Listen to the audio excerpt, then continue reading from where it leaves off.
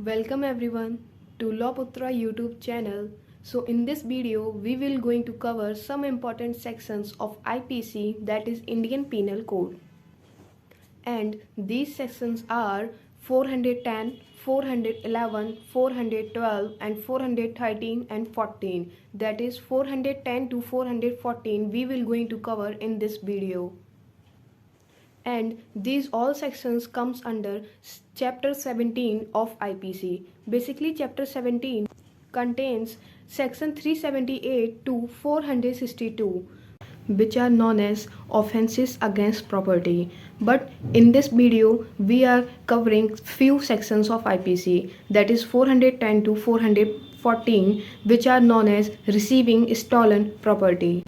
Now let's start each and every sections one by one. So first section is 410 of IPC, which define the definition of stolen property. So what is stolen property? Property, the possession whereof has been transferred by three way. First, by theft. Second, by extortion. Third, by robbery. It means किसी एक property का जो possession है उसको transfer किया गया हो एक पर्सन से अनदर पर्सन पे, वो तीन तरीके क्या हैं? First by theft, second by extortion, third by robbery. So let us take an example of theft. That is the first way of transferring of possession of property. There are two persons, Mr. A and Mr. B. Mister A के घर mister B जाता है और उसको बिना बताए उसकी कोई भी प्रॉपर्टी सिर्फ एक घर या फिर एक बंगला या फिर एक स्कूल, ये सब नहीं होते हैं. प्रॉपर्टी इन सेंस कुछ भी, उसकी कॉपी, उसका पेन, उसका फ़ोन, उसका ईयरफोन, कुछ भी, एनीथिंग व्हाट्सोएवर. ठीक है, तो वो ले आता है अपने घर पे. मिस्टर बी मिस्टर ए के घर जाता है और उसका कोई भी प्रॉपर्टी अपने घर ले आता है. देन इसको हम लोग क्या कहेंगे? जो मिस्टर ए की प्रॉपर्टी है, लाइक उसने उसकी कॉपी उठा के अपने घर ले आया, तो जो उसकी कॉपी है उसकी ऑनर कौन है? मिस्टर ए है, लेकिन उसका पोजेशन अभी कहाँ है? मिस्टर बी के पास है. तो यहाँ ट्रांसफर ऑफ पोजेशन हो गया. ठीक है, ट्रांसफर ऑफ पोजेशन हो जाना ही क्या हो गया इसमें? रिसीविंग अ स्टॉलन प्रॉपर्टी, मतलब कि ये प्रॉपर्टी चुरा कर वो अपने पास लाया है. अब बाय एक्सटॉर्शन कैसे होगा? बाय एक्सटॉर्शन मतलब क्या होता है?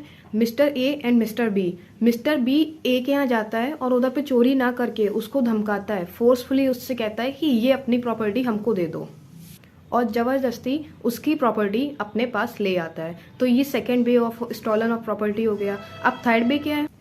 ना ही चोरी कर रहा है, ना ही फोर्सफुली उससे प्रॉपर्टी मांग रहा है, डायरेक्ट जाके रात में जाके किसी के यहाँ डकैती डाल देना. डकैती डाल दे रहा है तो डकैती से उसकी प्रॉपर्टी का पोजेशन उसके पास आ जा रहा है. तो यहाँ पे हम लोग क्या कहेंगे? ये थर्ड वे होता है बाय रॉबरी. ये पोजेशन का ट्रांसफ़र हो रहा है बाय डकैती. Now further, and property which has been criminally misappropriated or in respect of which criminal breach of trust has been committed is designated as stolen property.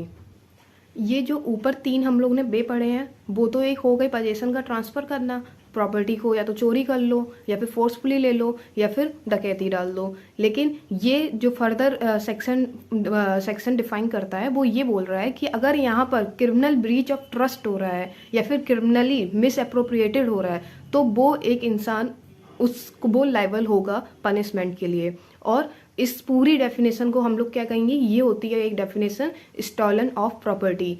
If anyone ask to you what is stolen property, तो हम लोग stolen property को इन वे में डिफाइन करेंगे. There are three ways: by theft, by extortion, by robbery, and furthermore criminally misappropriated होना और breach of trust होना. इसको हम लोग कहते हैं स्टॉलन ऑफ प्रॉपर्टी की definition.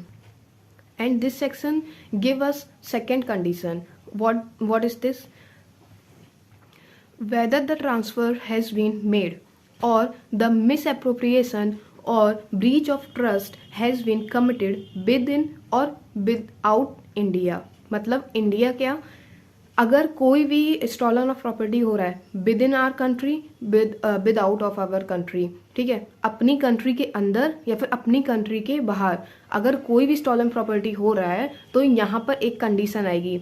But if such property subsequently comes into the possession of a person legally entitled to the possession thereof, it then ceases to be a stolen property. It means mister A के पास वापस उसकी property आ जाती है। Mister B ने property चोरी की, ठीक है, और वो प्रॉपर्टी एनीवे मिस्टर ए के पास पहुंच जाती है, तो वहां पर हम लोग नहीं कहेंगे कि स्टॉलन प्रॉपर्टी है। मतलब कोई एक प्रॉपर्टी है वो चोरी होती है एक ऑनर से किसी और के पास, ठीक है, तो वही प्रॉपर्टी वापस अपने ऑनर के पास चली जा रही है। कौन ऑनर? जो लीगली ऑनर है उस प्रॉपर्टी का, तो उसको हम लोग नहीं कहेंगे कि वो एक स्टॉलन प्रॉपर्टी है। I hope you all understand this section. Now we have to go another section. Section 411 of IPC talks about dishonestly receiving stolen property. Whosoever dishonestly receives or retains any stolen property, knowing or having reason to believe the same to be stolen property, shall be punished with imprisonment of either description for a term which may extend of 3 years or with fine or with both.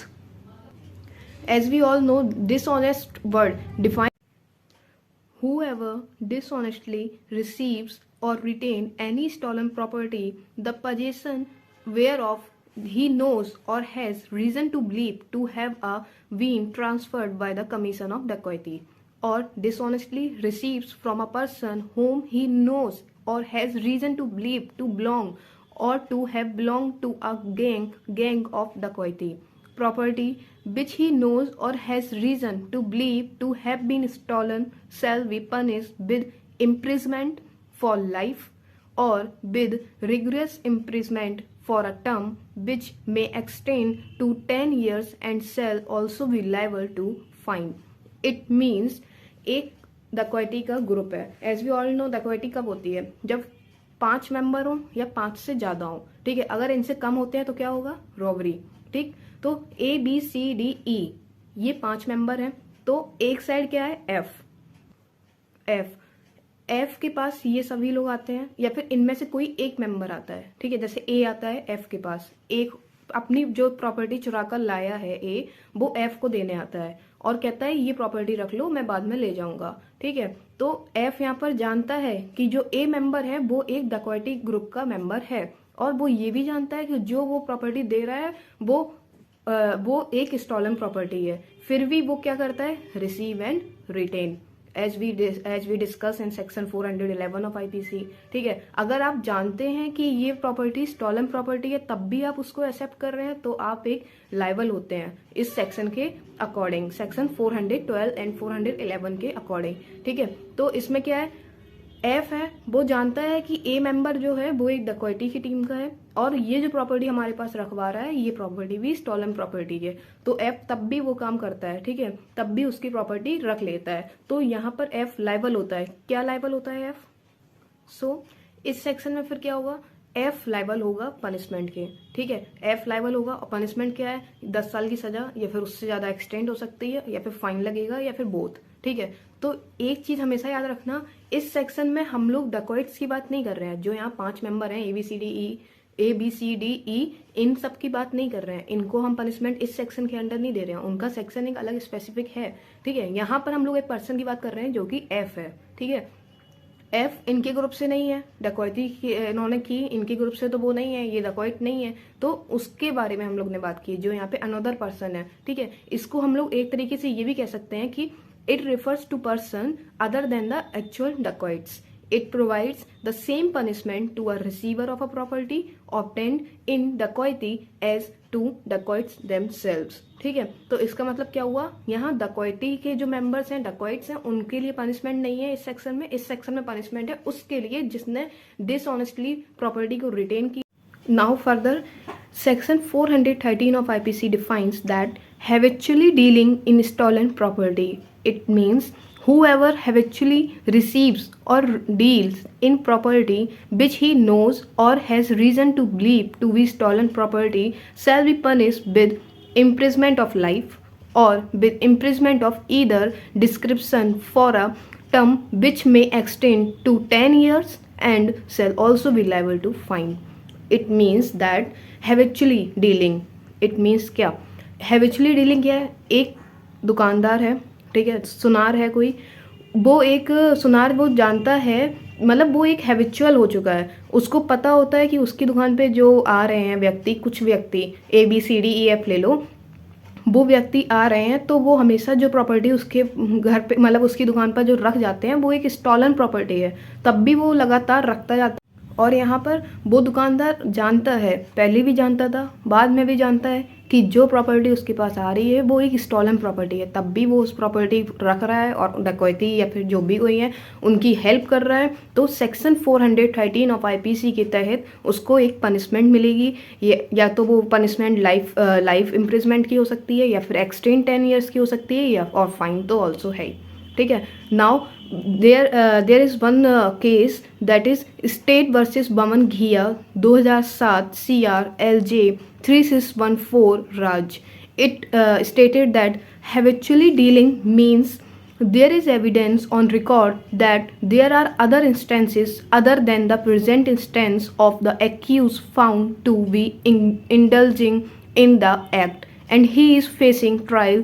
It can be said that section 413 of IPC 1860 is attracted. It means habitually dealing, यहाँ पर एक evidence होना चाहिए, एक record होना चाहिए कि जिस पर्सन, जो दुकानदार को, अगर हम लोग आज पुलिस वाले उस दुकानदार को पकड़ ला रहे हैं ये कहकर कि ये हैबिचुअली डीलिंग है स्टॉलन प्रॉपर्टी का, ठीक है, तो उनके पास एक प्रूफ होना चाहिए, एविडेंस होना चाहिए कि इस इंस्टेंसेस से पहले उसने एक बार और section 414 of IPC.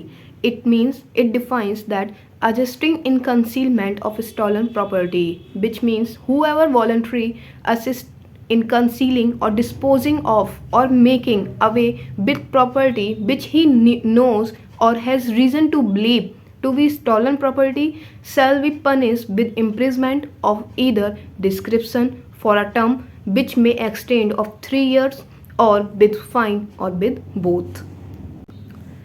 It means that Mr. A के यहाँ से Mr. B ने प्रॉपर्टी चुराई, देन मिस्टर सी के पास जाता है, कहता है कि ये प्रॉपर्टी को डिस्पोज करना है, ये एक स्टॉलन प्रॉपर्टी है। तो यहाँ मिस्टर सी जानता है ना कि ये प्रॉपर्टी एक स्टॉलन प्रॉपर्टी है, और वो क्या कहता है मिस्टर बी से कि डिस्पोज क्यों करना है, ये प्रॉपर्टी हमको ही दे दो। फिर उसके बाद कोई भी नहीं कह सकता कि ये प्रॉपर्टी किसकी है, ये स्टॉलन प्रॉपर्टी है या नहीं है। तो मिस्टर सी जब ये जानता था कि ये स्टॉलन प्रॉपर्टी है, तब भी वो प्रॉपर्टी को डिस्पोज करने में मिस्टर बी की हेल्प कर रहा है, तो वो एक लायबल होगा सेक्शन 414 ऑफ IPC के अंडर, या तो उसको 3 साल की सज़ा होगी, या फाइन होगा, या बोथ। ठीक है। यहाँ पर एक केस आया था Bhanwari Lal versus state of Rajasthan 1995 1 CRLJ 625 Raj. It means it held that a person who helps the disposal of stolen property by buying the same himself has been held to be guilty of the offense under this section.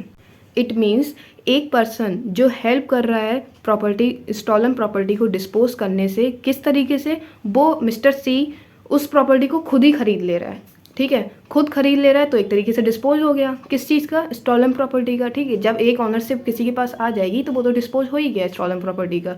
तो mister सी यहाँ पर liable होगा, guilty होगा, held to be guilty of the offence. Offence कौन से, यही इस section 414 के अंदर जो ऑफेंस डिफाइंड है। ठीक है, स्टॉलन प्रॉपर्टी को डिस्पोज करने में। ठीक, तो यहाँ पर वो क्या है, लायबल है। पनिशमेंट आपको बताई दी है। यहाँ एक और केस आया था हरी सिंह, जो कि 1940 में आया था। आप अगर चाहें उसको भी आप रीड कर सकते हैं। बाकी thanks for watching, and if you have any inquiry then contact us. Thank you for watching.